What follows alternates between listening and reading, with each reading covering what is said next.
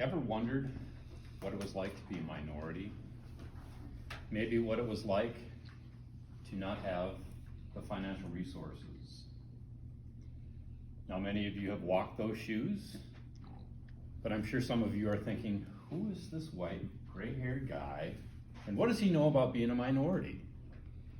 My life has been a journey. Think back when you were 5 years old.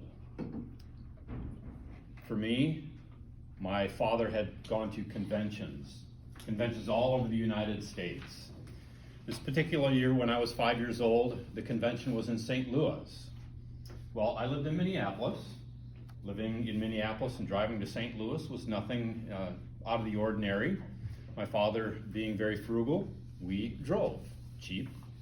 On our way there, we were planning to stop at some friend's house that lived just outside of St. Louis. Driving down, we turned on East 5th Street.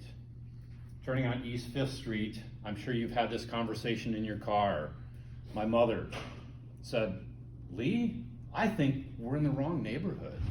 Do you think it might have been West 5th Street?" "No, we're on the right path. I know." He told me distinctly it was East 5th Street. If you were beside me in the car looking out the window, it would not look like your regular neighborhood, like the neighborhood that I grew up in.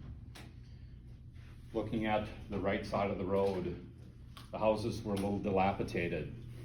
There was a car that was parked in the front of the driveway. The hood was open. On the other side, there was another car that had its trunk open. I looked on the right-hand side. There was a porch where there was about 5 or 6 guys standing on the porch, and I distinctly saw one pass a paper bag to one of the others. That was one step in my journey. We have all had a journey and experiences that I heard a phrase that I think is very applicable and helpful in this journey, is that we all have a family of origin. In your family of origin, did you sit at the dinner table and have dinner together? What did you talk about? We've all had things that we've watched on TV as we've grown up. Maybe it was Archie Bunker. Maybe it was a Cosby Show. Could have been The Simpsons or National Geographic. Even today, we have things that impact our family of origin and how we see life. Could be the news we watch, whether that's CNN, Fox News, or maybe it's PBS. Your family of origin has a lot to do with how you view and you see life.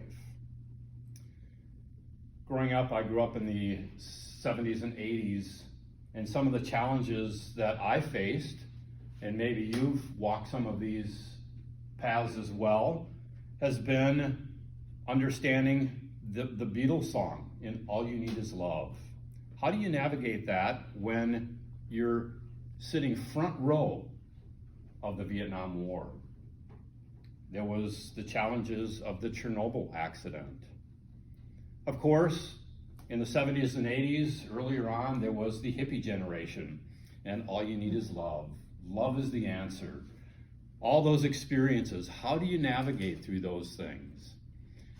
It's a great song, a Sunday school song that was helpful in part of my journey as well, was the song, Jesus Loves Me. He loves all children, the red, yellow, black, and white, the rich and the poor. Now fast forward to 2013. My wife and I, we moved to the Bahamas. We became missionaries there.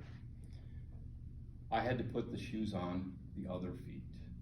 In the Bahamas, I was the minority. I came to a realization one day as I was driving out of the ministry where we worked, driving down Marshall Road, taking a left. I was sitting on the right-hand side of the car because we drove on the left-hand side. The Bahamas is a British colony. There are a lot of the same situations there. It was a hot day, turning at the corner of Blue Hill. That's the road that goes from the north side of the island to the south side.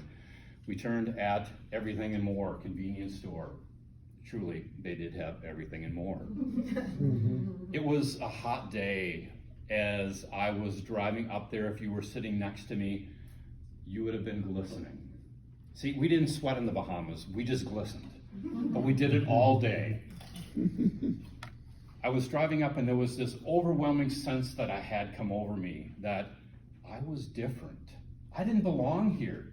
This was a place that people hated me. So I had to put that shoe on the other foot. As I was sitting there, I had that conversation with myself to calm myself down. You've done that, right? You're crazy. What are you doing? Why are you here? Well, when I calmed down, I realized that I was there for a purpose. We were serving at a ministry that impacted lives. We were ministering to young people. I had a purpose why I was there. We all have purposes. After understanding that these people were people that we became friends of, that the skin color really is in my mind's eye. We interact with people. You have a family of origin. You have things that have affected you. Be curious in life. Ask questions. Be inquisitive. By finding out somebody's story and listening and understanding who they are, you will make this place a better place to live.